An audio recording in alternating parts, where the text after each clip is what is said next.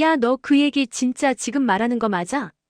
그 정도면 그냥 드라마가 아니라 막장이잖아. 나도 처음엔 드라마라고 생각했어. 근데 그게 전부 현실이었다니까.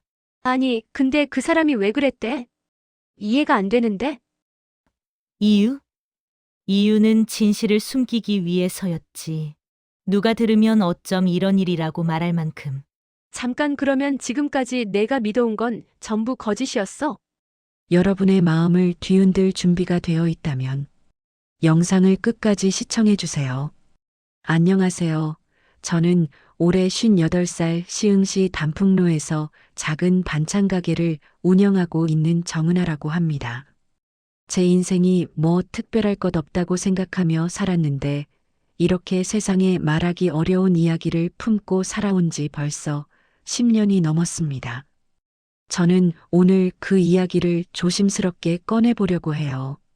특별해서가 아니라 혹시라도 누군가의 마음에 위로가 될 수 있다면 혹은 누군가가 잊어버린 소중한 것을 다시 붙잡는 계기가 될까 싶어서요. 제가 운영하는 반찬 가게는 오래됐습니다. 하루하루 정해진 시간에 장을 보고 나물을 무치고 생선을 굽고 국을 끓이는 일을 해왔죠. 이 가게는 제 젊음과 시간이 고스란히 녹아든 곳입니다. 손님들이 문을 열고 들어오면 반가워서 웃고 아픈 날도 힘들어도 표정은 내비치지 않고 늘 밝게 손님들을 맞았습니다. 어쩌면 그 웃음이 제 마음의 껍데기 같은 거였을지도 모릅니다. 말하지 않으면 무너지지 않는 척할 수 있으니까요. 저를 이 동네에서는 천사 사장님이라고 부릅니다. 제가 천사여서가 아니라 그냥 누구든 손에 지갑만 뒤적이면 마음이 약해지는 성격 때문이에요. 가게로 오는 박할머니께는 반찬을 챙겨드리면서 항상 지난번에 이미 받았어요 라고 말합니다. 그분 자존심을 건드리지 않으려고 빈약한 손목을 보고 있으면 괜히 마음 한켠이 저릿해져서요.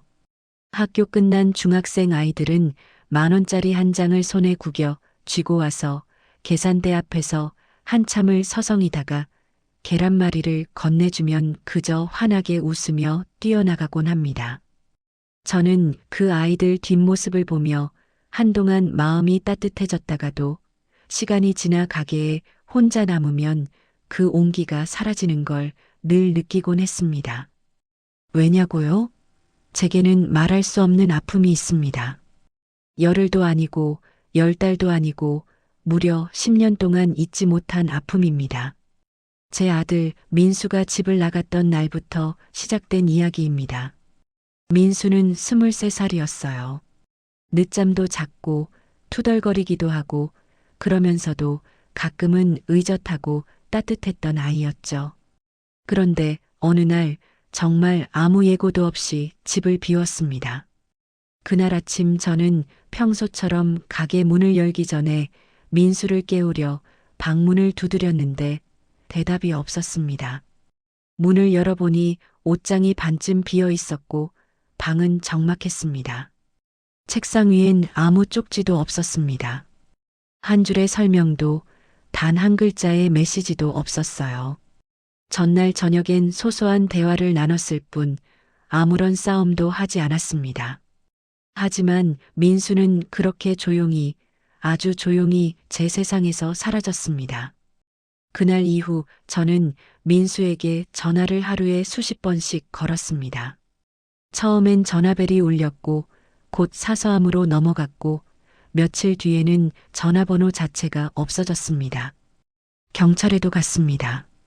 하지만 돌아오는 말은 성인이 자의로 집을 나갔다면 특별한 범죄 정황이 없는 한이라는 말뿐이었어요. 마치 제 아들이 누군가의 법조문 속 한 줄에 불과한 존재가 되어버린 순간처럼 느껴졌습니다. 저는 밤마다 아들의 방에서 이불을 꼭 끌어안고 잘못한 게 무엇인지 되짚고 또 되짚었습니다. 내가 너무 밀어붙였나 대학 가라고 열심히 살라고 말한 게 그 아이를 숨막히게 했던 걸까? 혹시 내가 몰랐던 고민이 있었던 걸까? 왜 단 한마디도 하지 않고 떠났을까? 왜 나에게는 이유조차 알려주지 않았을까? 저는 그런 생각들에 사로잡혀 지내며 늘 죄인처럼 살아왔습니다. 그런 마음 때문에 저는 가게에서 더 밝게 웃으려 했습니다.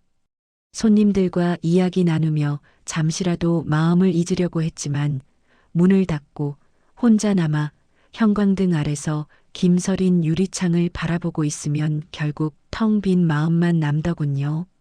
어둠이 찾아올 때마다 저는 제 삶을 잠식해 들어오는 외로움과 후회 속에서 헤맸습니다.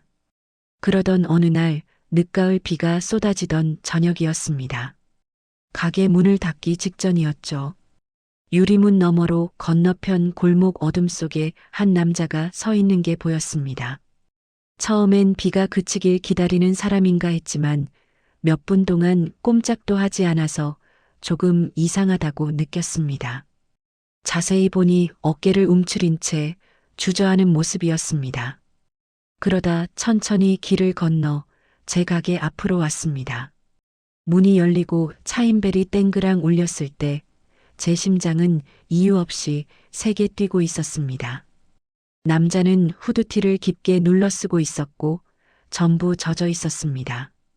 머리칼에서 떨어지는 빗물이 바닥에 작은 점을 찍고 있었습니다.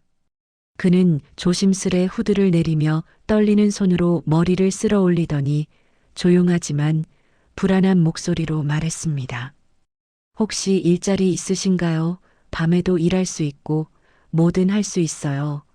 눈은 내내 바닥을 향하고 있었고 말끝마다 망설임이 깊게 담겨 있었습니다. 저는 이상하게도 그의 모습에서 익숙한 향기가 스쳤습니다. 냄새가 아니라 마음 깊은 곳에서 건드리는 묘한 감정 같은 것. 말투, 서 있는 자세, 숨쉬는 리듬까지 어디선가 본 듯 했습니다. 그래서 저는 무심한 듯 그러나 마음속은 떨면서 물었습니다. 이름이 뭐예요? 질문이 가게 안 공기처럼 고요하게 가라앉았습니다. 그는 대답을 망설였고 손가락은 떨리고 있었습니다. 그리고 아주 작게 거의 들리지 않을 정도의 목소리로 말했습니다. 정민수요. 그 순간 제 눈앞 세상이 기울어지는 것 같았습니다. 10년 동안 마음속에서만 불러왔던 그 이름. 악몽처럼 혹은 꿈처럼 계속 떠올리던 이름. 하지만 말이 되지 않았습니다. 제 아들은 돌아오지 않았고 돌아올 거라 기대하기에도 상처가 너무 깊었습니다. 그런데도 제 눈앞 남자를 보면 볼수록 닮아서 더 두려웠습니다. 턱선, 말투, 그리고 왼발에 체중을 싣는 습관까지 모두 민수의 모습과 맞닿아 있었습니다. 필요 없으시면 갈게요. 그가 돌아서려던 순간 저는 너무 빠르게 외쳤습니다. 아니요. 아니, 잠깐만요. 내일부터 나와보세요. 일할 자리 있어요. 그는 잠시 고개를 들어 제 눈을 스쳤습니다. 짧고 흐릿했지만 그 눈빛은 어딘가 따뜻함이 깃들어 있었고 다시 고개를 숙이며 조용히 말했습니다. 감사합니다.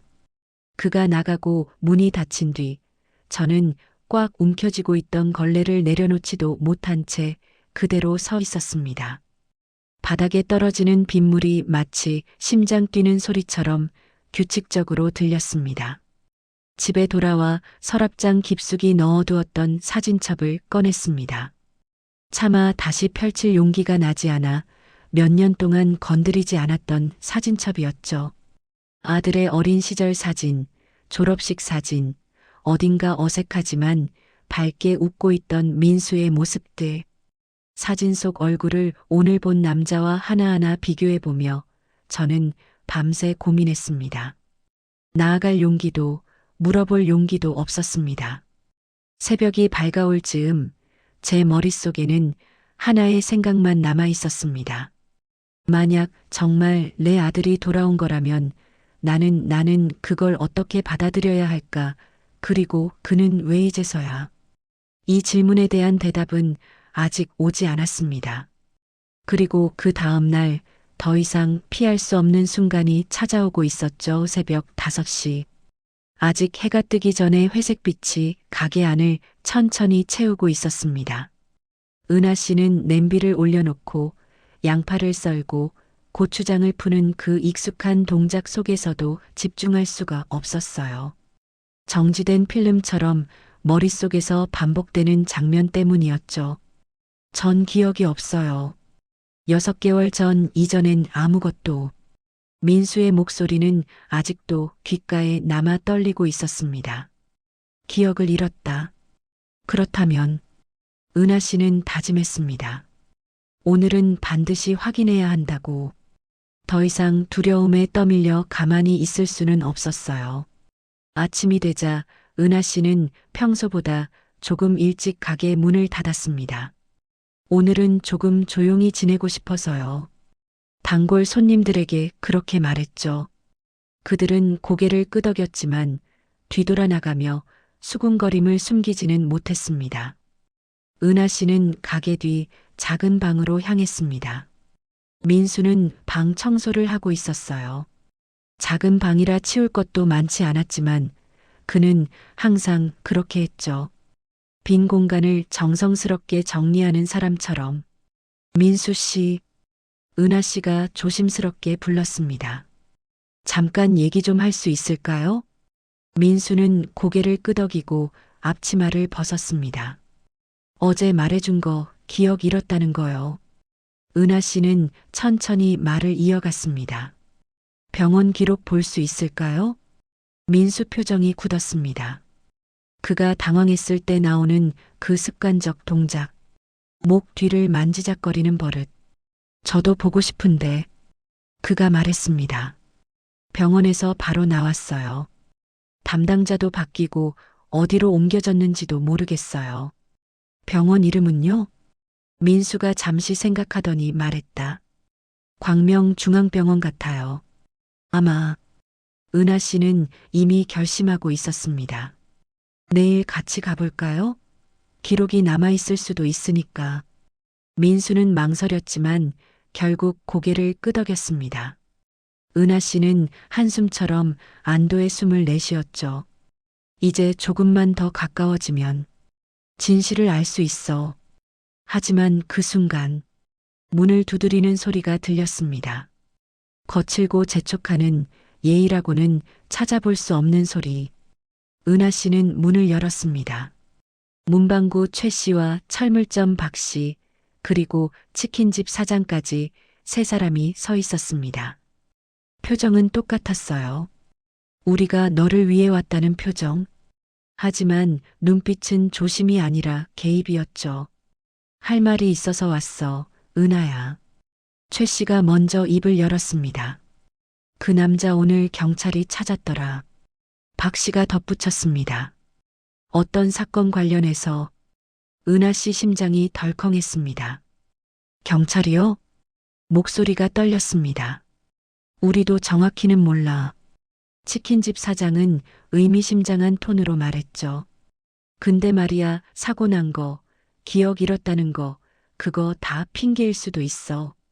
그들은 말하고 싶었던 핵심을 드디어 꺼냈습니다. 우리 동네에서 나가게 해야 해.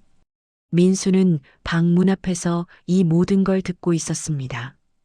얼굴은 그 어느 때보다 어두웠죠. 나 때문에 피해주고 있네요. 그가 조용히 말했습니다.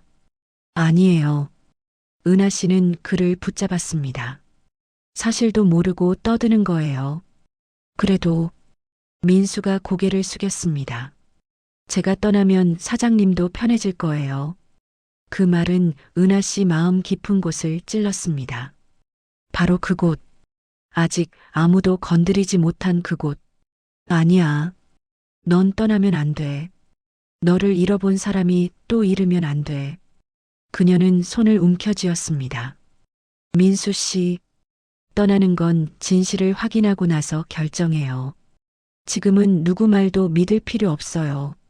민수가 조심스럽게 은하 씨를 바라봤습니다. 어딘가 깨질 것 같은 눈으로.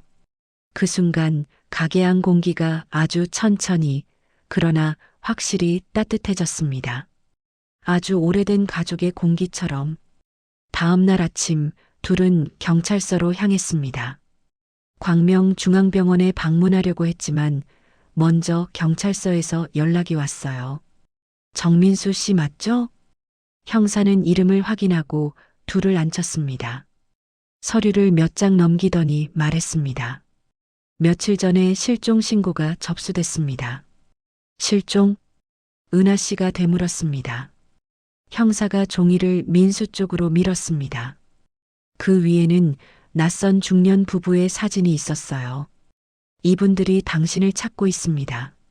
정민수라는 이름은 병원에서 임시로 붙여준 이름 같고요.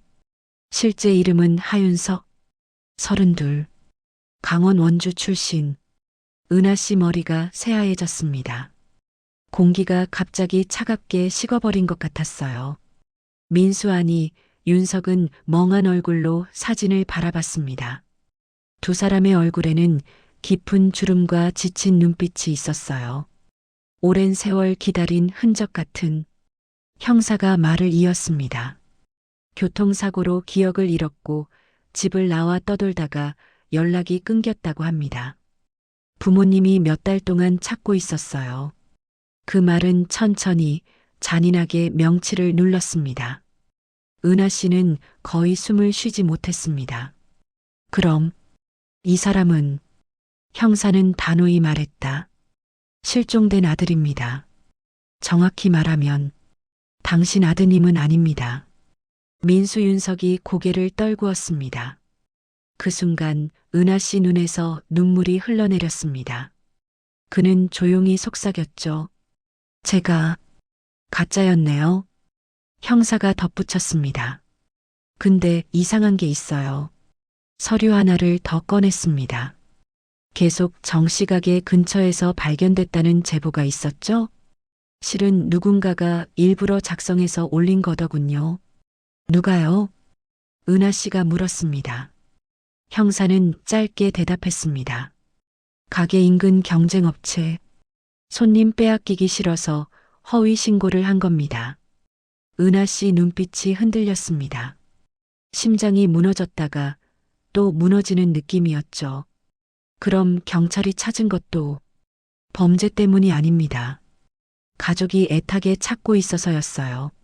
민수 윤석은 손을 떨고 있었습니다. 그럼 저는 그가 힘겹게 말했다. 그냥 길 잃은 사람인가요? 형사는 부드럽게 대답했습니다. 돌아가야 할 곳은 있습니다. 누군가는 계속 기다리고 있었고요. 은하 씨는 조용히 눈을 감았습니다. 눈물과 함께 쏟아지는 건 안도, 상실, 기쁨, 절망, 그 모든 감정이 한꺼번에 밀려왔습니다. 그리고 그녀는 깨달았습니다. 나는 또 잃는구나.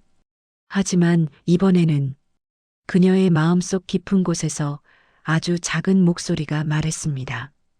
그래도 살아있는 사람을 돌려보내는 건 죽은 사람을 잃는 것보다 덜 잔인하다. 은하 씨는 아주 천천히 고개를 들어 윤석을 바라봤습니다. 그 눈에는 슬픔과 함께 따뜻함이 있었습니다. 가요. 그녀가 말했다. 당신을 기다리는 곳으로. 그 말에 윤석은 울 것 같은 표정으로 고개를 끄덕였습니다. 둘은 함께 일어섰습니다. 10년 만에 다시 생긴 희망이었지만 또 10년 만에 다시 보내주는 아픔이기도 했습니다. 앞으로의 길은 눈물투성이일지도 모르지만 적어도 진실은 이제 시작이었어요. 화요일 새벽이었습니다. 아직 해도 뜨지 않은 시간, 창문 너머로는 어둠이 완전히 걷히지 않은 골목이 조용히 숨을 고르고 있었어요. 그 시간에 깨어있는 사람은 거의 없었지만 은하 씨만큼은 예외였습니다. 잠을 한숨도 이루지 못해 결국 새벽 4시 반에 포기하고 가게 문을 일찍 열러 나온 것이었죠. 그 나이 되면 또 그만큼의 세월을 혼자 버텨온 사람이라면 알 거예요. 잠이 안 오는 밤엔 마음이 더 시끄러워진다는 걸. 가게 문을 여는 찰칵 소리가 새벽 공기 속에서 유난히 또렷하게 들렸습니다. 늘 해오던 일이었지만 그날은 유독 손끝이 차갑고 마음은 자꾸 불안한 예감을 끌어안고 있었어요. 형광등이 지지직거리며 켜지고 가게 안이 환하게 밝혀지자 비로소 익숙한 풍경이 눈에 들어왔습니다. 어젯밤 민수가 정리해둔 의자들, 깨끗하게 치워진 조리대, 조금 남아있는 간장 냄새까지 평범한 새벽이었죠. 그런데 바로 그 평범함 속에서 작은 이상함이 은하 씨 눈에 잡혔습니다. 금전함 서랍이 아주 조금 1cm쯤 열려 있었던 겁니다. 은하 씨는 원래 사소한 것도 그냥 넘기는 사람이 아니었어요. 혼자 장사하며 살아온 세월이 긴 만큼 작은 변화 하나에도 눈이 예민했죠. 왜 열려 있지? 이 질문이 등골을 서늘하게 훑고 지나갔습니다. 서랍을 열자 지폐들은 어질러져 있었고 동전들도 엉뚱한 칸에 굴러 들어가 있었어요. 목을 제대로 축이지 못한 채 물을 급하게 마시다 흘린 것처럼 뭔가 누가 손을 댄 흔적이 분명했습니다. 하지만 진짜 문제는 여기서부터였어요. 금전함엔 큰 돈을 넣어두지 않습니다. 진짜 돈은 뒤쪽 사무실에 있는 금고에 넣어두죠. 은하 씨는 숨도 고르지 못한 채 그곳으로 향했습니다. 금고 앞에 무릎을 꿇고 다이얼을 돌릴 때 손이 떨려 숫자가 제대로 보이지 않을 정도였어요. 긴 세월을 버티며 남들에게 내색하지 않았던 불안과 두려움이 그 순간 한꺼번에 몰려온 거죠. 금고 문이 열리고 나서야 은하 씨는 자신이 가장 듣기 싫었던 사실을 마주했습니다. 돈이 줄어 있었어요. 주말 매출 5만 원권으로 된 뭉치 속에서 30만 원이 사라졌습니다. 금액의 크기보다 더 무서운 건 누가 이 금고를 열었냐는 문제였어요. 그 금고 비밀번호를 아는 사람은 단 2명, 은하 씨와 지난주에 처음으로 비밀번호를 알려준 민수. 은하 씨 가슴 안쪽에서 작은 금이 쩍 하고 가는 듯한 되돌릴 수 없는 소리가 난 것 같았습니다. 믿음이란 게 깨질 때 그 소리는 크게 들리지 않아도 마음 안에서는 번개처럼 번져버리거든요. 그 시각부터 시작된 의심은 잠깐 멈춘 듯 하다가도 다시 고개를 들었습니다. 설마 민수가? 하지만 민수는 어제처럼 성실했고 그 눈빛은 거짓이 아니었는데 만약 기억상실이라는 말이 꿈인 거라면 그럼 지금껏 나에게 보여준 모습들은 뭐였지? 60대 시청자라면 잘 아는 감정이죠. 이성은 한쪽으로 마음은 다른 쪽으로 끌려가는 그 갈라지는 순간을 첫 손님이 오면서 마을의 소문이 조용히 퍼지기 시작했습니다. 사람들은 걱정하는 척했지만 말투 속엔 묘한 확신과 흥분이 섞여 있었죠. 작은 동네는 원래 그랬습니다. 어느새 민수에 대한 이야기는 동전처럼 이 손 저 손에서 굴러다녔습니다. 밤늦게 가게에서 나온 걸 봤다. 얼굴이 수상했다. 원래 그런 사람들은 조심해야 한다. 소문은 사실보다 강하고 사실보다 빠르고 사실보다 잔인합니다. 한 명이 2명이 되고 2명이 5명이 되자 어느새 민수는 큰 돈을 훔쳤다는 이야기로 바뀌어 있었습니다. 30만 원은 50이 되고 100이 되고 심지어 폭력까지 더해졌습니다. 이 모든 흐름 속에서 은하 씨는 입도 열지 못했습니다. 왜냐하면 자신도 아직 확신이 없었으니까요. 의심이 마음속에서 고개를 들고 있었으니까요. 그러던 중에 민수가 출근했습니다. 평소처럼 인사했지만 그의 어깨가 예전보다 더 작아 보였습니다. 그도 이미 소문을 들었거나 적어도 분위기를 느꼈겠죠. 은하 씨가 민수를 불렀고 조심스레 금고 이야기를 꺼내자 민수 얼굴에서 피가 쫙 빠졌습니다. 진짜로 혈색이 단번에 사라졌어요. 그리고 그는 떨리는 손으로 쪼개지는 목소리로 말했습니다. 저 아니에요. 믿어주세요. 그 말은 꾸며낸 말이 아니었습니다. 수십 년 가게를 하며 손님들 울고 웃는 거 다 봐왔던 은하 씨는 진짜 절망의 표정이 어떤 것인지 알고 있었어요. 그러나 반대로 의심은 계속 은하 씨의 마음속에 작은 모처럼 박혀 있었죠. 혹시라도 내가 민수를 믿고 있다가 더 큰일이 벌어지면 어쩌지? 이 동네 사람들 말처럼 정말 위험한 사람이라면? 민수는 계속 설명하려 했는데 그때 박 씨가 가게에 들어왔습니다. 박 씨는 이미 결론을 내린 듯한 얼굴이었어요. 그리고 동네의 분위기를 대표하듯 말했습니다. 정 사장님, 이 사람 오늘 당장 내보내요. 그 말은 칼날이었습니다. 아직 끝까지 들어보지도 않고 유죄를 단정하는 어른들이 가장 경계해야 하는 단편적인 판단이었죠. 그러나 은하 씨 역시 강하게 버티지 못했습니다. 민수가 울고 호소하고 떨고 있는 모습을 눈앞에서 보면서도 혼란스러움은 가라앉지 않았습니다. 결국 은하 씨 입에서는 오늘은 그만 가세요. 라는 말이 나왔습니다. 그 말은 해고도 아니고 그렇다고 믿는다는 말도 아니었어요. 그저 혼란을 버티지 못한 한 사람의 시간 벌기였습니다. 하지만 민수에게는 그 말이 사실상 떠나도 좋다로 들렸겠죠. 문을 나서기 직전 민수는 작은 목소리로 말했습니다. 저 아닙니다. 그래도 믿어주셔서 고맙습니다. 아니라고 말하면서도 믿음은 이미 무너진 걸 느끼고 있었을 겁니다.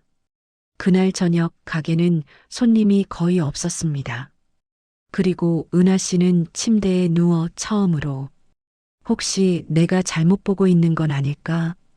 스스로에게 묻기 시작했습니다. 의심이 진실을 덮고 있는 건지, 희망이 판단을 흐리고 있는 건지, 아니면 두 가지가 다 섞여 있는 건지조차 알 수 없었어요. 그리고 그 시각 아래층 방에서 민수도 같은 달빛을 바라보며 고민하고 있었습니다. 여기서 더 버티는 게 맞는지, 떠나는 게 맞는지, 무엇도 확신할 수 없었죠. 그렇게 두 사람은 같은 건물에서 다른 방에서 서로를 생각하며 한밤을 지새웠습니다. 아직 새벽이라고 하기에도 이른 시간대였지만 동네 전체는 밤새제를 뒤집어 쓴 것처럼 가라앉아 있었고 그 가운데 은하 씨의 발걸음만은 숨을 몰아쉬듯 빠르게 움직이고 있었습니다. 하지만 병원으로 향하는 동안 마음 한쪽에서는 묵직하게 가라앉은 감정들이 차오르고 있었어요. 아무리 급히 뛰어가도 머릿속에 파도처럼 스쳐가는 장면들은 멈추지 않았습니다. 불길 사이로 민수가 김할머니를 끌어안고 나오던 순간 그 망설임 없는 발걸음, 자신의 생명보다 남을 먼저 생각하는 그 아이의 본성, 그리고 그동안 자신까지도 흔들리게 만들었던 주변의 의심과 오해, 그것들이 모두 한 덩어리가 되어 은하 씨 가슴속을 뜨겁게 쥐어짜고 있었죠. 병원 입구에 들어서자마자 특유의 소독약 냄새가 폐 깊숙이 들어왔습니다. 여전히 새벽빛은 미약했고 로비는 조용했지만 긴장된 공기가 깔려 있었어요. 가끔 들려오는 휠체어 바퀴 소리와 간호사가 걸어가는 신발 소리만이 공기를 갈랐습니다. 은하 씨는 접수대를 지나쳐 그대로 응급실 쪽으로 발을 옮겼습니다. 그냥 서 있기만 해도 심장이 바쁘게 뛰었어요. 마치 조금이라도 늦으면 다시는 민수를 못 볼 거라는 불안감이 계속 등을 밀고 있었습니다. 복도 끝에서 의료진 몇 명이 바쁘게 움직이는 모습이 보였고 그 뒤편으로 희미한 비상등 불빛이 흔들리고 있었죠. 그때 한 간호사가 다가와 은하 씨를 멈춰 세웠습니다. 보호자분이세요? 목소리는 차분했지만 눈빛에서는 긴박함이 느껴졌습니다. 네, 민수 좀. 은하 씨 말은 끝맺지 못했지만 간호사는 곧바로 알아들었습니다. 지금 치료 중이세요. 화상 부위 확인하고 연기 흡입 검사도 진행하고 있는데 일단 큰 위기는 넘기셨습니다. 조금 정신 차리시면 면회 가능하실 거예요. 그 말을 듣는 순간 누군가 목을 조이다 풀어주는 듯한 안도감이 밀려왔습니다. 다리가 다시 풀릴 것 같았지만 가까운 의자에 앉을 용기도 없었어요. 그냥 그 자리에 서서 구급실을 바라보고만 있었습니다. 손끝이 계속 떨렸고 그 떨림을 멈추려 손을 맞잡아 꽉 쥐었죠.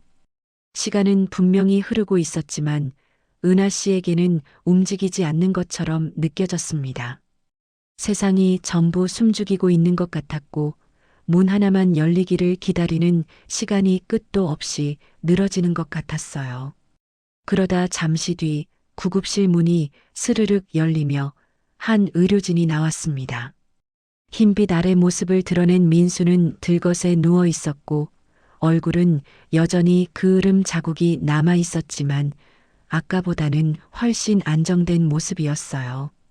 산소 마스크는 여전히 착용하고 있었지만 눈은 떠 있었고 의료진에게 둘러싸여 천천히 안쪽 병실로 옮겨지고 있었습니다. 순간 민수와 은하 씨의 눈이 마주쳤습니다. 짧은 순간이었지만 그 안엔 너무 많은 것들이 담겨 있었어요. 안도와 미안함, 그리고 설명할 수 없는 끈 같은 것. 마치 기억이 아닌 마음이 서로를 먼저 알아보고 손을 내미는 듯한 감정이었죠. 의료진이 민수를 다른 병실로 옮긴 뒤 은하 씨는 간단한 보호자 서류를 작성하고 기다리고 있었습니다. 긴 복도 끝 창문으로 새벽 햇빛이 조금씩 들어오고 있었지만 마음속에는 아직 어둠과 빛이 같이 머물러 있는 듯한 복잡한 느낌이 가득했어요. 그런데 그때 뒤에서 작은 발걸음 소리가 들렸습니다. 돌아보니 붕대를 어깨에 감고 열심히 붙잡고 있는 김할머니가 천천히 걸어오고 있었어요. 정 사장 할머니가 숨을 고르며 가까이 다가왔습니다. 아직도 눈가가 젖어 있었습니다. 나 지금도 손이 떨려. 그 애 없었으면 난 오늘 이 세상 사람이 아니었을 거야. 할머니의 목소리는 떨렸지만 단단한 확신이 있었습니다. 그 애 정말 계속 여기 있었던 거 맞지? 사장님 곁에? 우리가 얼마나 나쁜 말을 했는지, 얼마나 큰 죄를 지었는지 알겠어. 할머니가 은하 씨의 두 손을 붙잡았습니다. 그 손은 아직도 약하게 떨리고 있었어요. 정 사장, 난 오늘 그의 얼굴에서 내가 젊을 때 전쟁에서 남편이 나를 등에 업고 뛰던 그 표정을 봤어. 누구든 살려야 한다는 그 마음 말이야. 은하 씨는 아무 말도 할 수 없었습니다. 할머니의 말 하나하나가 가슴속 깊숙한 곳을 찌르듯 들어왔어요. 주변의 오해와 편견이 쌓여왔던 시간들이 떠오르며 지난 세월 동안 홀로 밀려 있었던 민수의 마음이 얼마나 고독했을지 새삼 더 크게 느껴졌습니다. 그리고 은하 씨 역시 아들을 지키지 못한 죄책감이 눈물로 올라왔죠. 하지만 할머니는 고개를 저으며 말했습니다. 정 사장, 사람들은 잘못 볼 때가 있어. 근데 진짜 중요한 건 말이야. 할머니는 떨리는 손으로 은하 씨의 가슴 쪽을 가볍게 눌렀습니다. 결국 사람은 진짜 모습이 드러나게 돼. 숨기고 싶어도 못 숨겨. 특히 착한 건 더 그래. 은하 씨는 그 말을 들으며 천천히 숨을 들이마셨습니다. 방금 전까지만 해도 가슴을 짓누르던 무거운 돌덩이가 조금은 가벼워지는 것 같았죠. 그러다 다시 의료진이 나와 조심스레 말했습니다. 보호자분, 면회 가능하세요. 단 몇 분만요. 아직 안정 중이라 너무 자극되면 안 됩니다. 은하 씨는 천천히 고개를 끄덕였고 복도 끝으로 발걸음을 옮겼습니다. 문 앞에 서는 순간 심장이 다시 빠르게 뛰기 시작했지만 이번에는 아까처럼 두려움 때문에 뛰는 게 아니었습니다. 오랜 세월 동안 닫혀있던 무언가에 다가가려는 용기 때문에 뛰고 있었죠. 문이 열리고 은은한 조명이 비춘 병실 안으로 들어섰습니다. 민수는 침대에 누워 있었고 산소 마스크 너머로 숨을 고르게 내쉬고 있었습니다. 팔에는 붕대가 감겨 있었고 얼굴에도 약이 발라져 있었지만 분명히 살아 있었습니다. 그리고 그 사실만으로도 은하 씨는 울음이 치밀어 오르는 걸 가까스로 참아야 했죠. 민수가 고개를 천천히 돌렸습니다. 아직 지쳐 있었지만 눈동자에는 확실한 의식이 깨어 있었어요. 은하 씨를 보자 아주 작게 웃었습니다. 힘없는 하지만 온전히 진심이 담긴 미소. 사장님 쉰 목소리가 작게 흘러나왔습니다. 은하 씨는 한 걸음 또 한 걸음 천천히 다가갔습니다. 손을 잡으려다 멈칫했고 다시 조심스럽게 잡았습니다. 뜨겁지만 생생히 살아있는 온기. 그 순간 은하 씨는 깨달았습니다. 이 아이가 왜 그렇게 위험을 무릅쓰며 불길 속으로 뛰어들었는지, 왜 사람들의 오해와 상처에도 불구하고 마음 한구석에 선함을 잃지 않았는지, 기억을 잃어도 본성만큼은 잃지 않았던 이유. 그러나 바로 그때 복도 쪽에서 누군가 허겁지겁 뛰어오는 소리가 들렸습니다. 의료진의 짧은 경고음, 그리고 병실 앞에서 멈추는 숨찬 발걸음. 누군가 은하 씨와 민수를 찾고 있는 듯한 긴박한 목소리. 이 목소리가 누구인지, 왜 여기까지 찾아왔는지 아직 아무도 알지 못한 채로 병실 창문 사이로 햇빛이 더 선명하게 기울어지는 시간대였어요. 병원 특유의 차가운 공기 사이로 은하 씨는 현실인지 꿈인지 모를 기분으로 아들을 바라보고 있었습니다. 무슨 말을 더 해야 할지, 어디서부터 다시 시작해야 할지 머릿속이 계속 복잡하게 돌아가고 있는데도 손끝만은 놀랍도록 차분히 떨리고 있었죠. 방금 전 경찰관이 두고 간 기록들이 침대 곁 작은 테이블 위에 놓여 있었는데 그 서류는 이미 수십 년 묵은 돌덩이가 된 것처럼 무겁고 두툼하게 느껴졌습니다. 민수는 여전히 은하 씨의 말을 곱씹는 듯 천장을 보다가 다시 엄마를 보다가 손등을 바라보다가 그러다 눈을 감고 긴 숨을 들이켰어요. 마치 마음속 어딘가에 오래 박혀있던 매듭을 손끝으로 더듬어 푸는 것처럼 조심스러운 숨이었습니다. 은하 씨는 그 모습을 가만히 바라봤습니다. 목 뒤까지 뜨겁게 차오르는 감정이 있었지만 꾹 눌렀습니다. 지금은 민수의 표정을 흐리지 않으려는 듯이 아프죠? 은하 씨가 조심히 물었어요. 대단한 위로를 해주고 싶은데 이상하게 이런 순간엔 가장 단순한 말밖에 떠오르지 않는 법이죠. 민수는 억지로 웃으려다 결국 못하고 고개만 작게 끄덕였습니다. 말 못할 고통이 팔과 가슴, 그리고 기억의 깊은 틈 사이에 뒤엉켜 있었겠죠. 근데 민수가 입술을 달싹였습니다. 왜 다 알고도 나한테 처음엔 말 안 하셨어요? 은하 씨는 그 질문에 잠시 숨을 멈췄어요. 어쩌면 언젠가 들을 질문이라고 무의식적으로 알고 있었지만 막상 맞닥뜨리니 심장이 찌릿하게 저렸습니다. 나도 확신이 없었어요. 은하 씨가 낮게 말했습니다. 너무 똑같았거든. 얼굴도 웃는 습관도 물건 고칠 때 흠칫하는 버릇도. 근데 너는 날 못 알아봤잖아. 너무 오래 찾았고 너무 오래 기다렸고 너무 오래 후회만 했는데 만약 내가 잘못 본 거면, 만약 착각이면 2번 다시 일어설 자신이 없었어. 말이 끝나는 순간 은하 씨는 자신도 모르게 손을 움켜쥐었습니다. 오래 묵힌 고백이 목을 꽉 막아 올랐지만 그래도 한 단어 한 단어 내뱉었습니다. 나도 무서웠어. 너만 무서운 게 아니라. 민수는 손을 내려다보았습니다. 붕대가 감긴 팔 사이 괜히 손가락을 조금 오므렸다 폈다 반복하며 마음속 무언가를 견디는 듯 했어요. 그러다 천천히 입을 열었습니다. 사장 아니 엄마. 민수는 그 단어가 입에서 굴러나오는 게 조금 서툴고 어색한 듯 하지만 놀랍도록 자연스럽게 이어지도록 노력하고 있었어요. 나도요. 나도 무서워요. 민수는 잠시 말을 멈추고 숨을 고르더니 조용히 덧붙였습니다. 내가 누구였는지 기억은 안 나는데 잃어버린 게 많다는 건 알겠어요. 그게 제일 무서워요. 은하 씨는 그 말을 들으며 눈을 감았습니다. 기억을 잃었다고 해서 고통까지 잃어버리는 건 아니라는 걸 지금 이 아이의 표정이 보여주고 있었죠.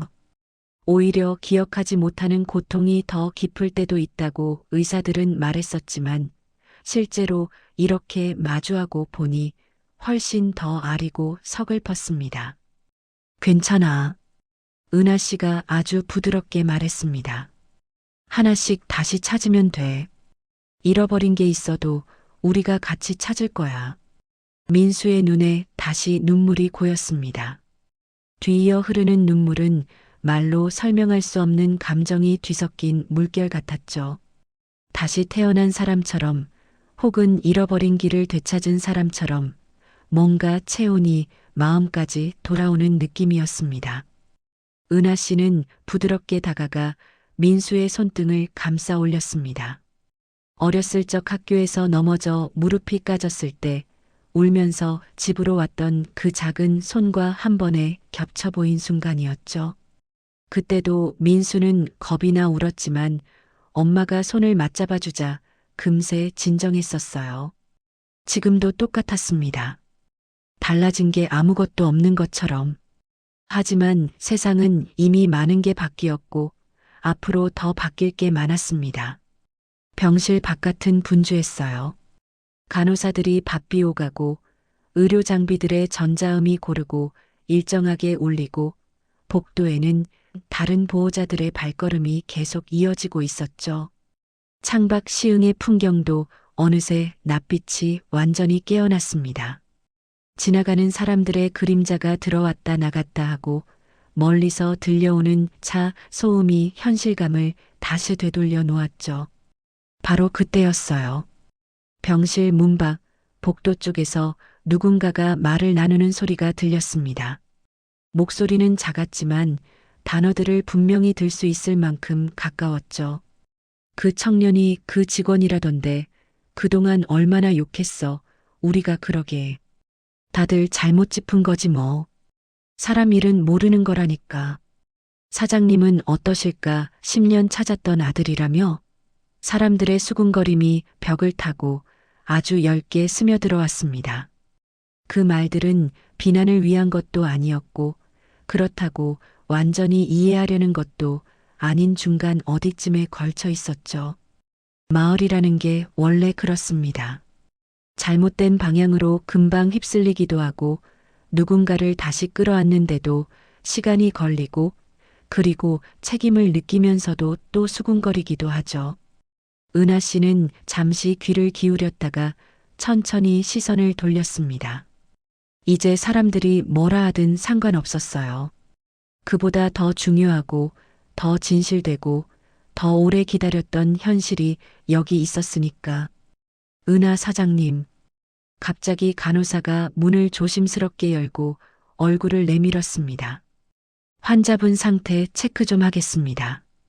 은하 씨는 자리에서 물러나 침대 옆쪽으로 서 있었고 민수는 잠시 눈을 감고 숨을 고르며 간호사의 손길을 받아들였습니다. 산소 포화도 체크, 붕대 압력 확인, 체온과 맥박. 그런 일상적이고 반복적인 절차들이 오히려 두 사람이 조금 쉬어갈 시간을 주는 것 같았죠. 간호사가 나간 뒤에도 은하 씨와 민수는 바로 다시 말을 잇지 않았습니다. 조용함이 병실 안에 오래 머물렀습니다. 그 고요함은 부담스럽지 않은 침묵, 오히려 편안하게 둘을 감싸는 담요 같은 침묵이었어요. 그러다 민수가 조심스레 물었습니다. 엄마 나 앞으로 어떻게 되는 거예요? 그 질문은 단순한 미래에 대한 궁금증이 아니었어요. 아주 길고도 깊은 공백의 시간을 메워달라는 마음의 손짓 같았죠. 이제 시작입니다. 상처가 아물기도 전에 삶의 많은 장면을 마주해야 하고 잊혀진 기억을 언제 마주할지 모르는 불안도 있을 것이며 상처 준 사람들, 오해했던 사람들, 도망친 사람들, 그리고 돌아오지 않은 것들까지 하나씩 다시 만나야 할 시간이 올 겁니다. 바로 그것들이 다음 이야기를 향해 열리는 문이기도 했죠. 은하 씨는 민수에게 답하려고 천천히 숨을 들이켰습니다. 그리고 아주 조용하게 그러나 단단한 목소리로 말했습니다. 이제부터가 시작이야. 우리는 아직 해야 할 얘기가 많고 찾아야 할 기억도 많아.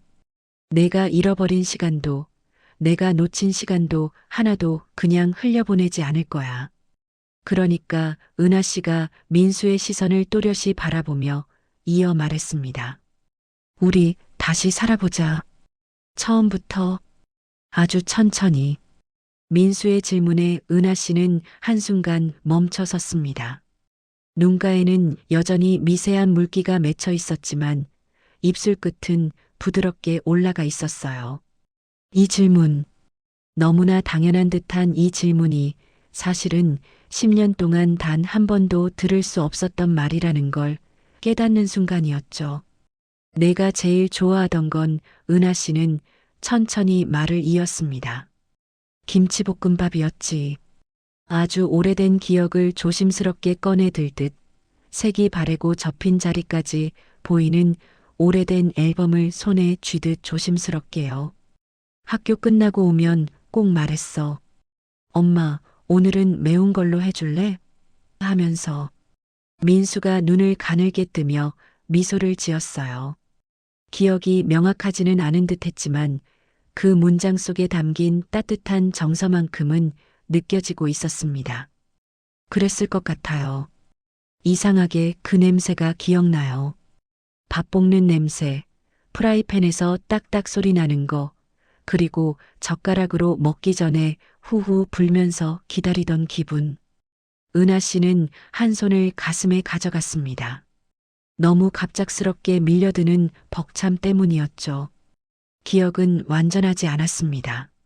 하지만 그 빈자리를 감각이 채우고 있었고 감각은 다시 기억을 불러오고 있었어요.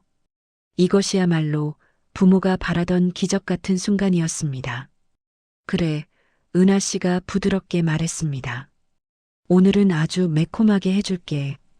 둘은 가게 불을 모두 끄고 조용한 계단을 함께 올라갔습니다. 계단의 나무 손잡이는 세월에 반들반들해져 있었고 그 감촉은 민수에게 또 다른 희미한 향수를 불러왔습니다. 이 감촉 어릴 때도 느꼈던 것 같은데 그는 손끝을 잠시 머물렀다가 다시 움직였습니다. 집 문을 열자 익숙하면서도 낯선 공기가 두 사람을 맞이했습니다. 오래되어 부드러워진 나무 장판의 향, 조리기구들이 놓인 작은 주방의 온기, 그리고 벽면을 채운 작은 액자들. 어떤 것은 태양빛에 발해 있었고 어떤 것은 오래전 떨어졌다 붙인 흔적이 그대로 남아 있었습니다. 그중 하나 어린 민수가 생일 케이크 앞에서 머리를 어색하게 극적이며 웃고 있는 사진이 유난히 시선을 끌었습니다. 은하 씨는 그 사진 앞에 멈춰 섰습니다. 너 이 사진 찍고 바로 울었어. 제가요? 민수가 놀란 표정으로 묻자 은하 씨가 피식 웃었습니다. 촛불 끄다가 꽁초가 케이크에 떨어졌다고. 아, 왠지 그럴 것 같네요. 어색한 웃음이지만 진심이 묻어났습니다.